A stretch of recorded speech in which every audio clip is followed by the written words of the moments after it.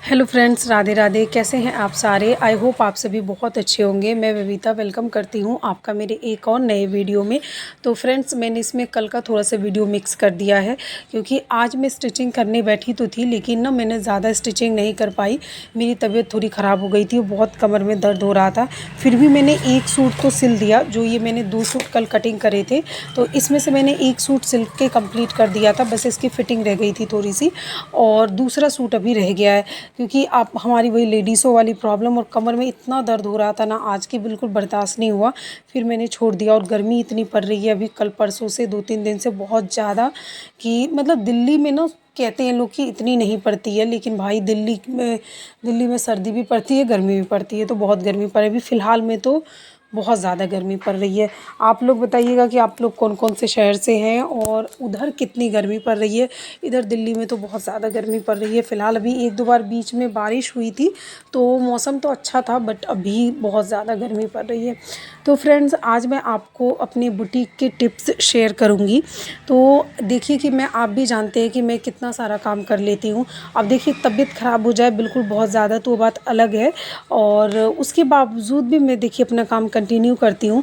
मैंने बस मशीन मतलब सिलाई नहीं करा, लेकिन मैं अपने पार्लर का काम तो कर ही रही थी, और भी बाकी का सारा काम करा। आज अभी देखिए, अभी भी तबीयत थोड़ी ठीक नहीं है, लेकिन उसके बावजूद भी मैं अभी फ़ोन में वॉइस ओवर कर रही हूँ, एडिटिंग कर रही हूँ, क्योंकि मुझे यूट्यूब का भी काम करना है। तो देखिए फ्रेंड्स, आपको अपने काम मैनेज करने होते हैं, तभी मैनेज होते हैं। सबके पास उतने ही 24 घंटे ही होता है। आपको अपने काम को मैनेज करिए। मैं देखिए कि यूट्यूब पे भी काम करती हूँ, और मैं अपना पार्लर भी संभालती हूँ, बुटीक भी संभालती हूँ, और घर में भी संभालना होता है, बच्चों को भी संभालना होता है। तो सारे काम मैं मैनेज करती हूँ। और इसका सिर्फ एक ही राज है, वो ये कि अगर आपको अपने जीवन में आगे बढ़ना है तो आलस्य को त्यागिए। जब जो काम करना है उसको उसी टाइम करिए। किसी भी काम को कल पर मत टालो। अगर आप कहते हो कि मैं उस काम को कल करूँगी, अभी करूँगी, थोड़ी देर बाद करूँगी, तो वो काम कभी नहीं होता है। और ऐसे व्यक्ति बस समय का बर्बाद कर रहे होते हैं, और फिर समय बाद में उनको बर्बाद करता है। तो हमेशा अपने काम को टाइम से करो, अपने टाइम को मैनेज करो, क्योंकि time is money, money is time. तो जितना आप अपने टाइम की वैल्यू करोगे, वक्त आपको कहाँ पहुँचा देगा ये आप सोच भी नहीं सकते। इसलिए हमेशा वक्त की कदर करो, और वक्त के साथ चलो। अपने अपने आप को, अपने करियर को, अपने टाइम को देखो। खुद के लिए भी टाइम निकालो, लेकिन टाइम अपने काम हर चीज़ के लिए निकालो। ऐसा नहीं है कि बस आलस में पड़े रहो, ये काम कल करेंगे, ये काम परसों करेंगे, तो इसमें ही पड़े रहो। तो इसमें ऐसा कुछ नहीं है, सिर्फ टाइम की बर्बादी होती है। साथ में मैं आपको आज बताऊंगी कि बुटीक की टिप्स, कि अगर आपकी सिलाई बहुत मतलब आप स्लो करते हो, तो आप उसमें स्पीड कैसे बढ़ा सकते हो। तो फ्रेंड्स देखो, इससे पहले भी मैंने आपको बताया है कि सिलाई में स्पीड कैसे बढ़ाएं, लेकिन आज मैं आपको 2-4 बहुत इंपॉर्टेंट टिप्स बताऊंगी, और इसमें से सबसे इम्पॉर्टेंट टिप्स जो है वो भी मैं आपको बताऊंगी। तो इन सबको अगर आप फॉलो करते हो, तो अगर आप दिन में 1 से 2 ब्लाउज सिल रहे हो, तो आप 5 से 6 ब्लाउज सिलने लगोगे, और आपकी जो सिलाई की स्पीड है ना, वो डेफिनेटली बहुत अच्छी हो जाएगी, और आप अपने काम में बहुत ज़्यादा परफेक्ट हो जाओगे। तो फ्रेंड, चलिए स्टार्ट करते हैं वीडियो। तो मैं आपको बता रही थी कि अगर आपको अपनी सिलाई में स्पीड बढ़ानी है, तो सबसे पहले आपको क्या करना है, जो फर्स्ट काम आपको करना है वो ये कि देखो, आप जब भी जितनी भी अगले दिन स्टिचिंग करना हो, उसका एक दिन पहले ही कटिंग वगैरह करके रख लो। जितना भी बुकरम हो या सुई, मतलब उसके रील वगैरह मैचिंग करके, और बाकी जितना भी काम है, गले वले कट करके बुकरम पे सब इकट्ठे ही रख लो। और जब आप स्टिचिंग करने बैठो अगले दिन, तो एक एक करके निकालो और बस स्टिचिंग करते जाओ। तो इसमें भी आपका बहुत सारा टाइम बचता है।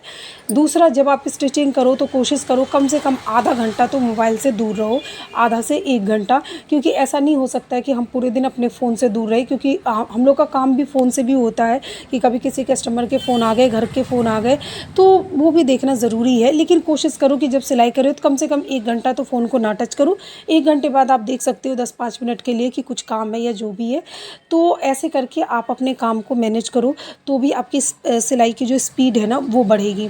तीसरा, वो सबसे इम्पॉर्टेंट वो ये कि देखो, जिस चीज़ में आपको लगता है ना कि आप परफेक्ट नहीं हो, आप आपको सिलाई में स्पीड उस चीज़ में कम है, आप वही काम कम से कम 7 दिन करो। ये टारगेट बना लो 7 दिन का, 10 दिन का, 15 दिन का या 21 दिन का लास्ट।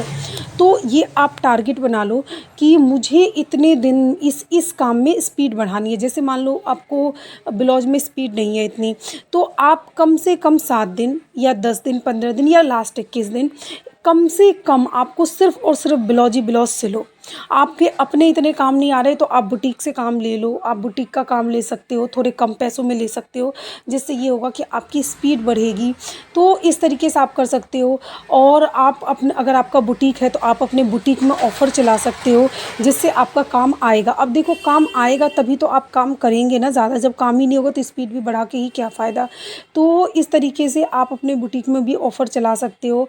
अच्छा से अच्छा सिल के दो तो आपके कस्टमर की लाइन लगी रहेगी बुटीक में। आप देखो मेरे पास कितनी ज़्यादा सिलाई रहती है। तो अगर आपको सिलाई में स्पीड बनानी है तो आप इसी तरीके से काम कर सकते हो। अभी मान लो कि आपके पास बहुत सारे कपड़े हैं, लेकिन कुछ जैसे ब्लाउज ज़्यादा है, सूट भी है, तो आप क्या कर सकते हो अगर आपको स्पीड बढ़ाना है तो पहले सिर्फ जो ब्लाउज है ना 2 से 4 दिन, 5 दिन, 7 दिन कम से कम खाली ब्लाउजों को निकालो, फिर उसके बाद सूट को निकालो। तो इस तरीके से जब आप काम करते हो ना तो आपकी स्पीड बढ़ती है। अगर आपको डिज़ाइन नहीं आता है तो डिज़ाइन की प्रैक्टिस करो, जिससे देखो सबसे ज़्यादा क्या होता है कि जब भी हम ब्लाउज़ वगैरह बनाते हैं ना तो हमारे डिज़ाइन में बहुत टाइम वेस्ट होता है। जितनी देर में हम 2 ब्लाउज़ सिलते हैं सिंपल, उतनी देर में डिज़ाइन का 1 ब्लाउज़ सिल पाता है। तो इसलिए डिज़ाइन की प्रैक्टिस करो। जब आप खाली बैठते हो ना तो एक्स्ट्रा कपड़ा रहता ही है। हम टेलरों के मतलब देखो हम बुटीक वाले के पास सबके पास एक्स्ट्रा कपड़ा होता ही है, तो उसमें डिज़ाइन की प्रैक्टिस करो, आपको खाली नहीं बैठना है। तो इससे क्या होगा कि जब आपके पास डिज़ाइनर कपड़े आएंगे सिलने के लिए तो वो आप बहुत कम टाइम में सिल पाओगे और आपकी जो सिलाई में स्पीड है ना अपने आप ही ऑटोमेटिक ही बढ़ जाएगी।